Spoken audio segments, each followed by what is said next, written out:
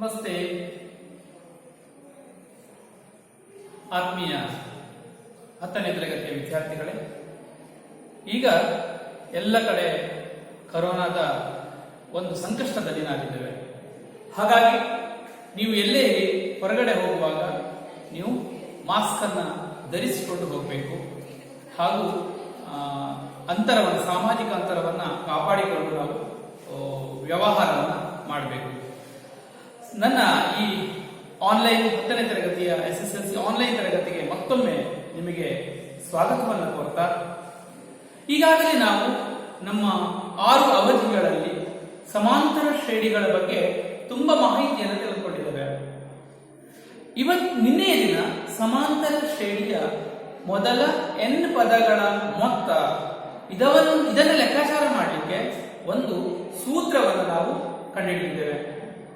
ನಿಮ್ಮಲ್ಲಿ ಯಾರಾದರೂ ಸಮಾಂತರ ಶ್ರೇಣಿಯ ಮೊದಲ n ಪದಗಳ ಮೊತ್ತವನ್ನು ಕಂಡುಹಿಡಿಯುವ ಸೂತ್ರವನ್ನು ಹೇಳ್ಬೋದಾ?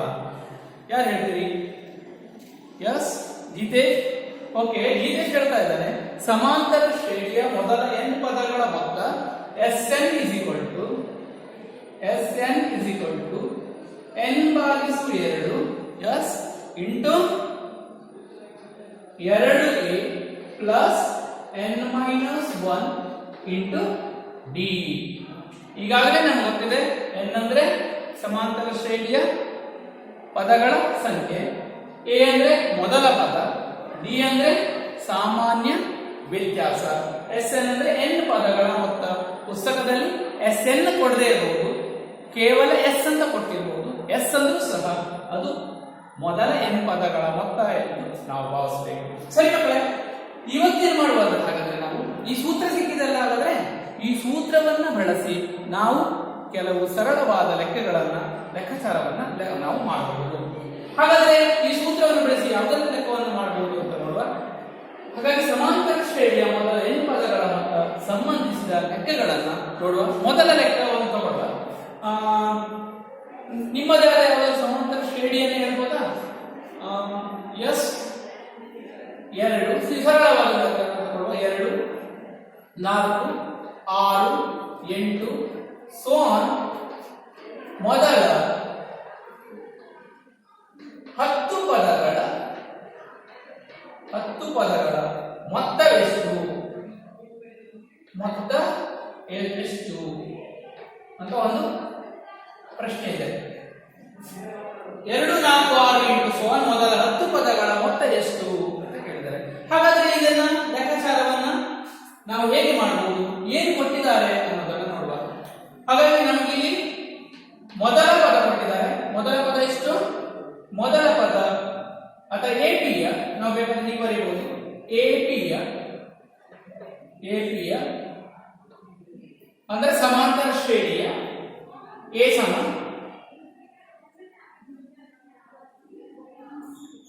ಎಷ್ಟು? ಮೊದಲ ಪದ ಎ ಇಸ್ ಈಕ್ವಲ್ ಟು 2 ಮತ್ತು ಡಿ ಸಾಮಾನ್ಯ ವ್ಯತ್ಯಾಸ ಡಿ ಕೊಡದಿದ್ದರೆ ನಾವು ಕಂಡುಹಿಡಿಯಬಹುದು. ಸುಲಭ. 4 - 2 ಎಷ್ಟು? 4 - 2 ಅಂದ್ರೆ 2. ಮತ್ತೆ ಕೊಟ್ಟಿದ್ದಾರೆ ಮೊದಲ 10 ಪದಗಳ ಅಂದ್ರೆ n ಸಮ ಎಷ್ಟು? n ಸಮ 10. we have to find out S10 or Sn ಸಮ ಎಷ್ಟು. ಬಹಳ ಸುಲಭವಾದ ಲೆಕ್ಕ. ಏನ್ ಮಾಡಬಹುದು? ಮತ್ತೊಮ್ಮೆ ಸೂತ್ರವನ್ನು ನೆನಪು ಮಾಡ್ಕೊಳ್ಳಿ. ಈಗಾಗಲೇ ಗೊತ್ತಿದೆ, ಸೂತ್ರ ಹೇಳ್ತೀರಾ? S, Sn is equal to n/2 into 2a plus n-1 into d. ನೋಡಿ ಮಕ್ಕಳೇ, ಸೂತ್ರವನ್ನು ಮಾತ್ರ ನಾವು ಯಾವುದೇ ಗೊಂದಲಗಳಿಗೆ ಎಡೆ ಮಾಡದೆ ಬರೆದು ಮಾಡಬೇಕು. ಅದನ್ನು ಪ್ರಾಕ್ಟೀಸ್ ಮಾಡಿಕೊಳ್ಬೇಕು. ನೆನಪಿಟ್ಕೊಳ್ಳಿ ಮಕ್ಕಳೇ, ಗಣಿತದಲ್ಲಿ ನಾವು ಸೂತ್ರಗಳನ್ನು ಸರಿಯಾಗಿ ಕಲಿತ್ರೆ ನಾವು ಯಾವ ಲೆಕ್ಕವನ್ನು ಸಹ ಸರಿಯಾಗಿ ನಾವು ಮಾಡಬಹುದು. ಹಾಗಾಗಿ ಗಣಿತಕ್ಕೆ ಸೂತ್ರವೇ ಜೀವಾಳ. ಆ ಸೂತ್ರಗಳನ್ನೇ ನಾವು ಕನ್ಫ್ಯೂಷನ್ ಮಾಡಿಕೊಂಡ್ರೆ, ಸೂತ್ರಗಳನ್ನೇ ಸರಿಯಾಗಿ ಕಲ್ತ್ಕೊಳ್ಳದಿದ್ರೆ ನಮ್ಮ ಇಡೀ ಮುಂದಿನ ಲೆಕ್ಕಾಚಾರಗಳು ಸಹ ತಪ್ಪಿ ಹೋಗ್ತದೆ. ಹಾಗಾಗಿ ಈ ಸೂತ್ರವನ್ನು ಆಧರಿಸಿ ಲೆಕ್ಕ ಮಾಡುವ. Sn ಗೊತ್ತಿಲ್ಲ, we have to find out Sn is equal to n ಗೊತ್ತಿದೆಯಾ? n ಎಷ್ಟು? n 10. ಹಾಗಾಗಿ 10 ಭಾಗಿಸು 2 ಇಂಟು 2a 2 ಇಂಟು ಎರಡು ಈ ಎರಡು plus n minus 1. What is n? Is 10. 10 minus 1 into what is d? D is 2. n minus 2. ಎಲ್ಲರಿಗೂ ಅರ್ಥ ಆಗ್ತಾ ಇದೆಯಲ್ಲ? Yes, fine. Very good. ಈಗ ಇಲ್ಲಿ ಛೇದ ಹೊಡೆಯುವ ಹಾಗಿದ್ದರೆ ಹೋಗ್ತದಲ್ಲ, 2ರಿಂದ 10ರಿಂದ 10 ಭಾಗ ಹೋಗ್ತದೆ. ಹಾಗಾಗಿ 2 ಒಂದಲೆ 2 5 ಅಲ್ವಾ? ಹಾಗಾಗಿ ಏನಾಯ್ತು? 5 ಇಂಟು 2 4 ಪ್ಲಸ್ 10ರಲ್ಲಿ 1 ಹೋದ್ರೆ 9 ಇಂಟು 2. ಬೇಕಾದ್ರೆ ಬ್ರಾಕೆಟ್ ಹಾಕಬಹುದು, ಇಲ್ಲ ಗುಣಿಸಿ ಬರೆಯಬಹುದು. ಬ್ರಾಕೆಟ್ ಮತ್ತು ಗುಣಿಸು ಎರಡು ಸಹ ಒಂದೇ ಅರ್ಥವನ್ನು ಸೂಚಿಸುತ್ತದೆ. 2 yes, that is equal to 5 into 4 plus 9 into 2. 9 ರ ಮಧ್ಯೆ 9 18 ಅಲ್ವಾ? ಆಗ ನೆಕ್ಸ್ಟ್ ಗುಣಿಸಬಹುದು, ಕೂಡಿಸಬೇಕು. 5 ಇಂಟು ಬ್ರಾಕೆಟ್ ಅಲ್ಲಿ 18 4 20 18 19 20 21 22 ಮತ್ತೆ 22 5ಕ್ಕೆ ಗುಣಿಸಿ, ಬೇಗ ಗುಣಿಸಿ. ನಿಮ್ಮ ನೋಟ್ಬುಕ್ ಗುಣಿಸಿ. ಎಷ್ಟು ಬಂತು? 22 ಗುಣಿಸು 5 ಮಾಡ್ತಾ ಇದ್ದೀರಲ್ವಾ? ಎಷ್ಟು ಬಂತು? ಎಸ್ 5 10 5 1 5 10 110.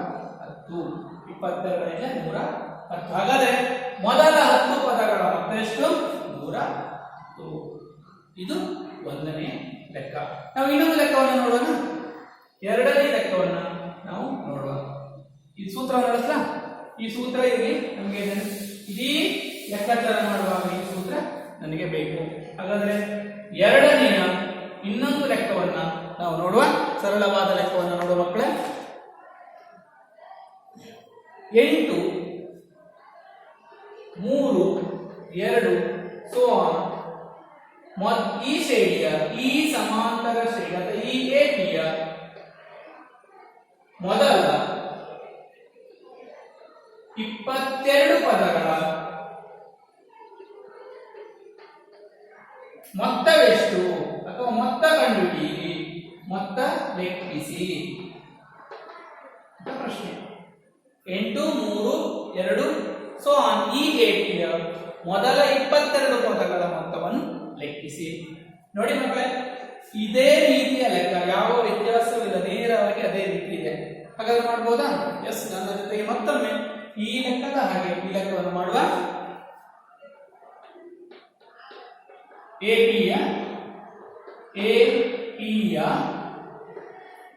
ಎಪಿಯ ಮೊದಲ ಪದ ಎಷ್ಟು? Very good. A is equal to 8.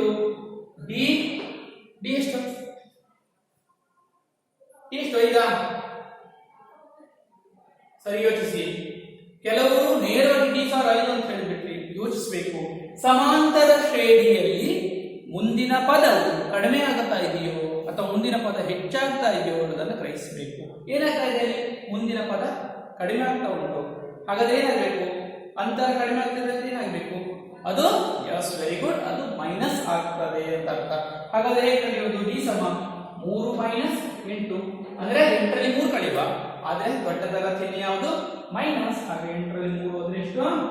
-5. ಹಾಗೆ 2ರಲ್ಲಿ 3 ಹೋದ್ರೆ 3 2 ಅಲ್ವಾ ಅಂತ ಅನಿಸ್ತದೆ. ಕೊಟ್ಟ ಪ್ರಶ್ನೆ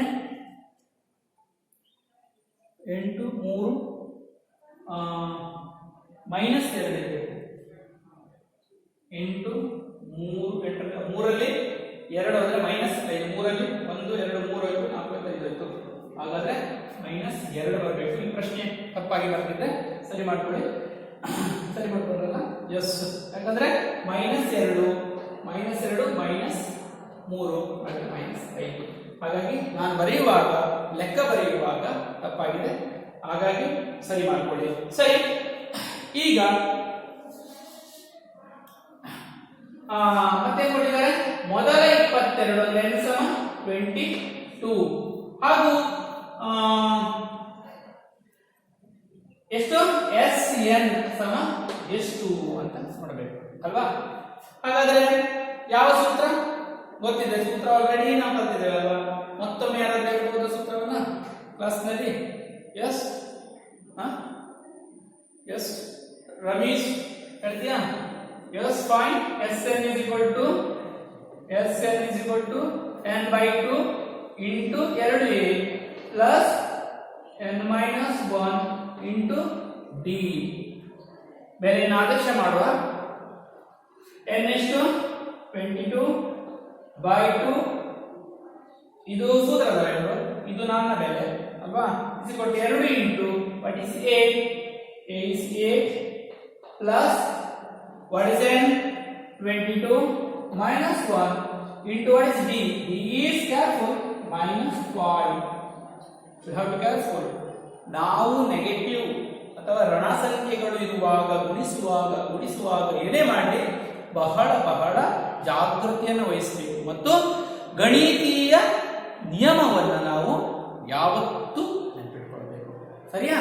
ಎಸ್, ಈಗ ಮುಂದುವರಿಸುವ. ಛೇದೋಪದ 22 ಅನ್ನೋದು 2ರಿಂದ ಭಾಗ ಹೋಗ್ತದೆ. ಹಾಗಾಗಿ 2 ಒಂದಲೆ 2 11 ಹಾಗಾಗಿ ಏನಾಯ್ತು 11 ಇಂಟು 8 16 ಪ್ಲಸ್ 22ರಲ್ಲಿ 1 ಹೋದ್ರೆ 21 into it is minus 5 careful minus 5. ಹಾಗಾಗಿ ಮುಂದುವರಿಸುವ. Here 11 into 16 plus R minus 1 minus ಇದೆ 1 ಪ್ಲಸ್ ಇದೆ. ಹಾಗಾಗಿ ಗುಣಿಸಿದಾಗ minus into plus is always is minus. ಮತ್ತೇನ್ ಮಾಡಬೇಕು? ನೀವಿಲ್ಲ ಗುಣಿಸ್ಕೊಳ್ಳಿ. 21 ಇಂಟು 5 5 ಒಂದಲ್ಲೇ 5 5ರಲ್ಲೇ 10 100 5 21 5 100 ಮೈನಸ್ 105 ಆಯ್ತಾ. 16 ಮೈನಸ್ 105 ಇಂಟು 11. ಪುನಃ ಏನ್ ಮಾಡಬೇಕು? ಅದನ್ನ ನಾವು ಈ ಕಡೆಯಲ್ಲಿ ಗಳಿಸ್ತೇವೆ. ಅದನ್ನ ಮತ್ತೆ ಕಂಟಿನ್ಯೂ ಮಾಡುವ.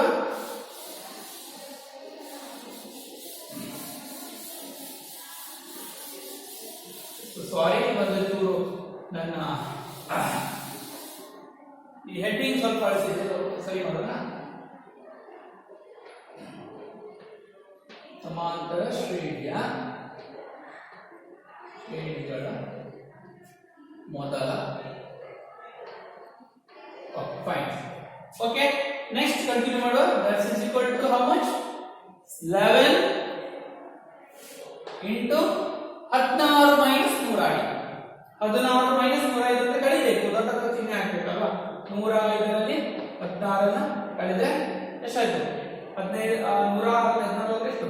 15 5ರಲ್ಲಿ 6 15 9 ಇಲ್ಲಿ ಎಷ್ಟು ಹೊಡಿತು? 9ರಲ್ಲಿ ಹೋದ್ರೆ 8 ಎಷ್ಟು? ಮೈನಸ್ 89 ಅಲ್ವಾ. ಮೈನಸ್ 89 ಕೂಡಿಸಿ ನೋಡಿ. 6 9 15 ಕೈಲಿ 1 8 9 10 ಹಾಗಾಗಿ ಮೈನಸ್ 89 ಮೈನಸ್ 11 ಬರೀತಲ್ಲಮ್ಮ.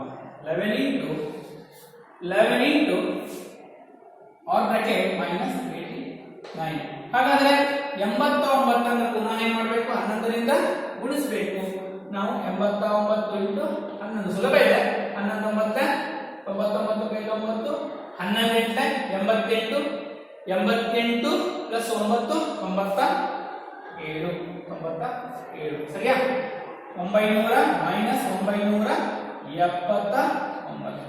ಎಷ್ಟು? ಮೊದಲ S22 ಅನ್ನು ಬರೆಯಬಹುದು. 22 ಸಮ ಮೈನಸ್ 979. ಫೈನ್. ಈ ರೀತಿ ಮಾಡಿದ್ರೆ important one for 2 marks. 2 marks 2 ಮಾರ್ಕ್ಸಿಗೆ ಕೇಳಬಹುದಾದ, ಪರೀಕ್ಷೆಯಲ್ಲಿ ಬರಬಹುದಾದ ನೇರ ಪ್ರಶ್ನೆ. ಇದರಲ್ಲಿ ಯಾವುದೇ ಎಂತ ತುಂಬಾ ಯೋಚನೆ ಮಾಡುವಂತದ್ದಿಲ್ಲ. ಸೂತ್ರವನ್ನ ಕಲಿಬೇಕು. ಸೂತ್ರದಲ್ಲಿ ಯಾವ ಅಂಶಗಳನ್ನು ಕೊಟ್ಟಿದ್ದಾರೆ ನೋಡಬೇಕು. ನೇರವಾಗಿ ಸೂತ್ರದಲ್ಲಿ ಬೇರೆ ಆದೇಶ ಮಾಡಬೇಕು ಮತ್ತು ಗಣಿತೀಯ ಕ್ರಮದಲ್ಲಿ ಅದನ್ನು ಏನು ಮಾಡಬೇಕು? ಸಂಕ್ಷಿಪ್ತಗೊಳಿಸ್ತಾ ಹೋದರೆ ನಮಗೆ ಉತ್ತರ ಸಿಗ್ತದೆ. ಫೈನ್. 2 ಲೆಕ್ಕಗಳನ್ನು ನೋಡಬೇಕು. ಇನ್ನೊಂದು ಲೆಕ್ಕವನ್ನ ಇವತ್ತಿನ ಅವಧಿಯಲ್ಲಿ ನೋಡಬಹುದಲ್ಲ. ಅರ್ಥ ಆಗ್ತದಲ್ಲ? ಯಾವುದೇ ಪ್ರಶ್ನೆ ಮಕ್ಕಳೇ, ಯಾವುದೇ ರೀತಿ ಯಾವುದೇ ಸ್ಟೆಪ್ ಅಲ್ಲಿ ಅರ್ಥ ಆಗದಿದ್ರು ಏನು ಮಾಡಬೇಕು? ನೀವು ಪುನಃ ನಿಮ್ಮ ಶಿಕ್ಷಕರಲ್ಲಿ ಅಂದ್ರೆ ನನ್ನಲ್ಲಿ ಇರ್ಬೋದು ಅಥವಾ ನಿಮ್ಮ ಶಿಕ್ಷಕರಲ್ಲಿ ಇರ್ಬೋದು, ಏನ್ ಮಾಡಬೇಕು? ಅದನ್ನ ಕೇಳಬೇಕು. ಕೇಳಿ ಈಗಲೇ ನೀವೇನ್ ಮಾಡಬೇಕು? ಉತ್ತರವನ್ನ ಖಚಿತಪಡಿಸಿಕೊಳ್ಬೇಕು, ರೀತಿಯನ್ನ ಕಲ್ತ್ಕೊಳ್ಬೇಕು. ಮುಂದಿನ ಲೆಕ್ಕವನ್ನ ನೋಡುವ ನಾವೀಗ.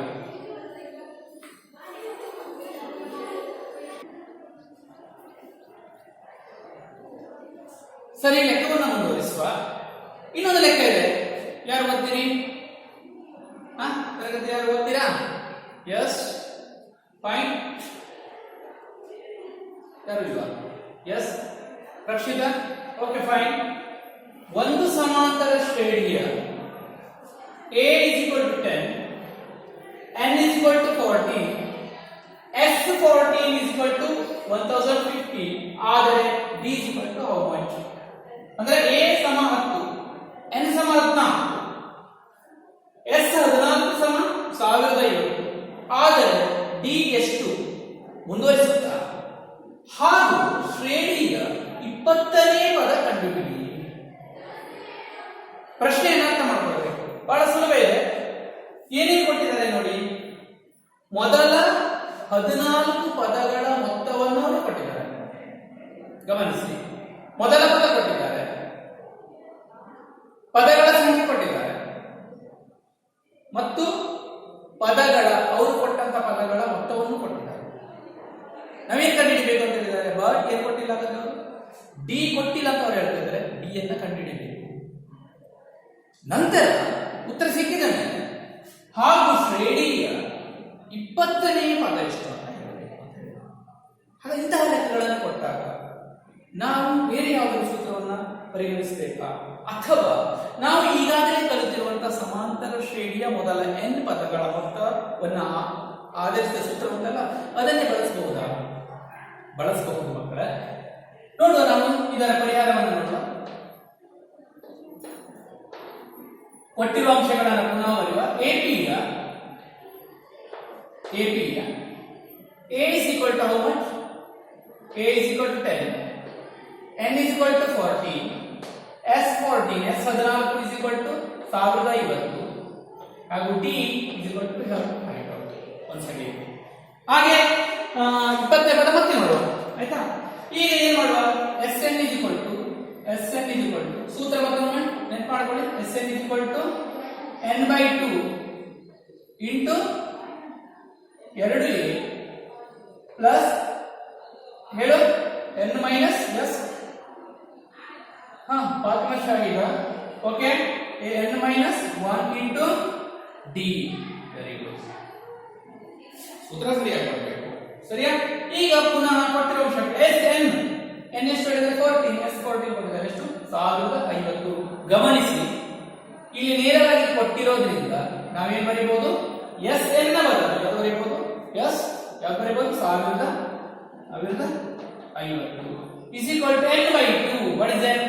N is 14 plus 40/2 into 2a 2 into 10 plus what is n? Already given 40 minus 1 into d is how much? We have to find out d. We kept it as it is. ಇದನ್ನು ಹಾಗೆ ಇಡುವ. ಹಾಗಾಗಿ ಹೋಗ್ತದ ನೋಡಬೇಕು. ಹೋಗ್ತದೆ 2 ಒಂದಲೆ 2 7 ಅಲ್ವಾ? ಇಲ್ಲಿ 1050 therefore is equal to 7 into 12 20 plus 14ರಲ್ಲಿ 1 ಕಳೆಯಿರಿ 13d 13d. yes 13d. then ಈಗ ಏನ್ ಮಾಡಬಹುದು? 7 ಅನ್ನು ಈ ಕಡೆ ತರಬಹುದು. 7 ಅನ್ನು ನಾವು ಏನ್ ಮಾಡಬಹುದು? ಈ ಕಡೆಯಲ್ಲಿ ತರಬಹುದು. yes therefore 1050 by 7 is equal to 20 plus 13d. ಅರ್ಥ ಆಗ್ತದೆ? ಯಾಕೆ ಒಳಗೆ ಬಂತು? 7 ಗುಣಿಸಲ್ಪಟ್ಟಿದೆ. 7 ನಾವು ಏನ್ ಮಾಡಬಹುದು? ಈ ಕಡೆಯಲ್ಲಿ ತರಬಹುದು. 1050 by 7 is equal to 20 into 30d. ಇದನ್ನ ಆ ಕಡೆಯಲ್ಲಿ ಮಾಡುವ. ಸರಿಯಾ? ಇಷ್ಟು ಗೊತ್ತಾಯ್ತಲ್ಲ? Yes sir. ಮಕ್ಕಳಿಗೆ ಮಾಡುವ. therefore 1050 by 7 is equal to 20 plus 13d. ಒಂದು ಸ್ಟೆಪ್ ನಾನು ಇಲ್ಲೇ ಮಾಡಬಹುದು, ಬಟ್ ಇಲ್ಲಿ ಮಾಡ್ತಾನೆ. 7 ಒಂದಲೆ 7 ಒಂದಲೆ 7 7 ಒಂದೇ 7 ಅಂದ್ರೆ 3 ಆಯಿತು. 3 ಅಂದ್ರೆ 35 ಆಯಿತು. 7 5 35 ಬಟ್ 0 ಇದೆ. ಹಾಗೆ 7 150 157 1050. therefore 150 minus 20 is equal to 13d. ಬರೀ ಅರ್ಥ ಇದೆ ಹೇಳಿ 150 ಅಲ್ಲೇ ಇರುತ್ತೆ.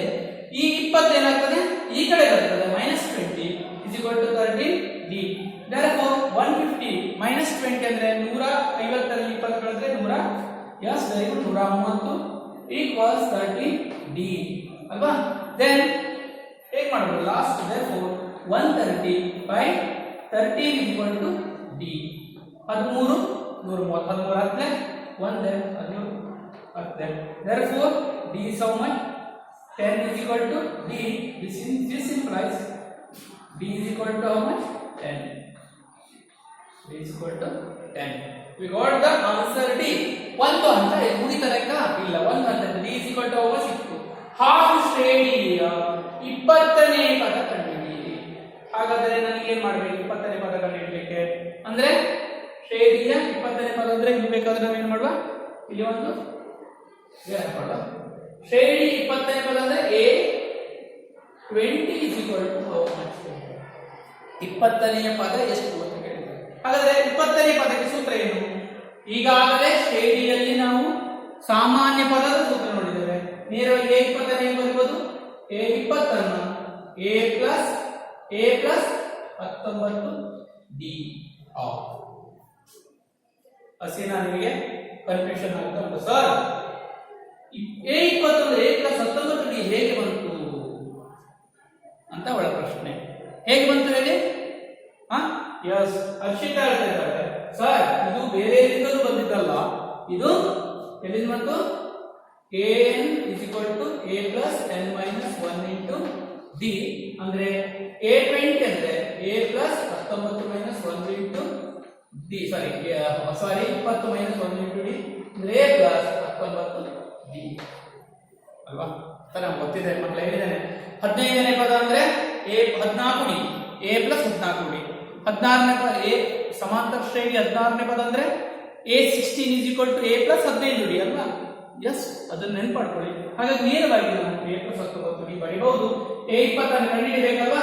a ಗೊತ್ತಿದೆ. a ಎಷ್ಟು 10 plus 19 into d ಆಲ್ರೆಡಿ ಕಂಡುಹಿಡಿದ್ದೇವೆ. ಎಷ್ಟು 10.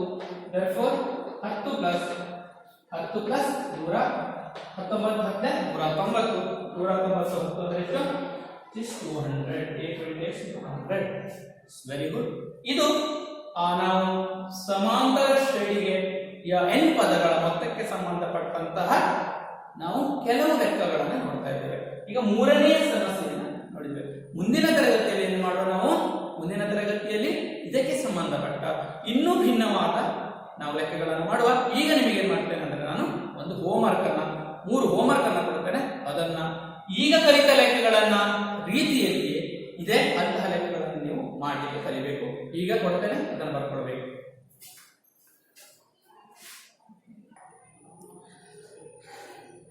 ಎಸ್ ವಿದ್ಯಾರ್ಥಿಗಳೇ, ನಿಮಗೆ ಹೋಮ್ವರ್ಕ್ ಕೊಡ್ತಾ ಇದ್ದೇನೆ. ಒಂದನೇ ಹೋಮ್ವರ್ಕ್ 2 + 7 + 12 + so on ಈ ABಯ ಮೊದಲ 10 ಪದಗಳ ಮೊತ್ತವೆಷ್ಟು? ಎರಡನೆಯದು 9 17 25 so on ಈ ಸಮಾಂತರ ಶ್ರೇಣಿಯ ಎಷ್ಟು ಪದಗಳ ಮೊತ್ತ 636 ಆಗಿರುತ್ತದೆ. ಹಾಗೆ ಮೂರನೇದು APಯ a = 3 n = 8 s 192 ಆದರೆ d ಅಂದ್ರೆ d ಅನ್ನು d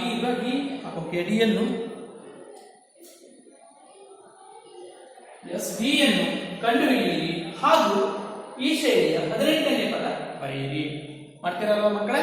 ಎಸ್ ನಮ್ಮ ಈ 7ನೆಯ ಅವಧಿಯಲ್ಲಿ ನಾವು ಸಮಾಂತರ ಶ್ರೇಣಿಯ ಮೊದಲ n ಪದಗಳ ಮೊತ್ತವನ್ನು ಲೆಕ್ಕಿಸುವ ಸೂತ್ರವನ್ನು ಆಧರಿಸಿ ಲೆಕ್ಕಗಳನ್ನು ಯಾವ ರೀತಿಯಲ್ಲಿ ಮಾಡಬೇಕು ಹೇಳುವುದನ್ನು ಕಲಿತಿದ್ದೇವೆ. ಹಾಗೆ ಇದನ್ನ ಮತ್ತೊಮ್ಮೆ ನೋಡಿ ವಿಡಿಯೋವನ್ನ, ಮತ್ತೆ ಅದನ್ನ ಏನ್ ಮಾಡಿ ಪುನಃ ನಾವು ನೋಡಿ ಪ್ರಾಕ್ಟೀಸ್ ಮಾಡುವುದರ ಮೂಲಕ ಕಲಿಬೇಕು ಅಂತ ಹೇಳ್ತಾ, ಮಕ್ಕಳೇ ಈಗ ನೀವೇನೇ ಇರಲಿ ಎಲ್ಲೇ ಇರಲಿ ಸೇಫ್ ಆಗಿ ಮತ್ತು ನೀವು ನಿಮ್ಮ ಆರೋಗ್ಯದ ಬಗ್ಗೆ ಗಮನ ಹರಿಸಿ ಅಂತ ಹೇಳ್ತಾ, ನಮ್ಮ ಮತ್ತೆ ಮಾಸ್ಕ್ ಅನ್ನು ಧರಿಸಿ ಅಂತ ಹೇಳ್ತಾ ನಮ್ಮ ಇಂದಿನ ಈ ತರಗತಿಯನ್ನು ಏನ್ ಮಾಡುವ ಮುಗಿಸುವ. ಕೇಳಿದ್ದಕ್ಕಾಗಿ ಎಲ್ಲರಿಗೂ ಧನ್ಯವಾದಗಳು. Thank you.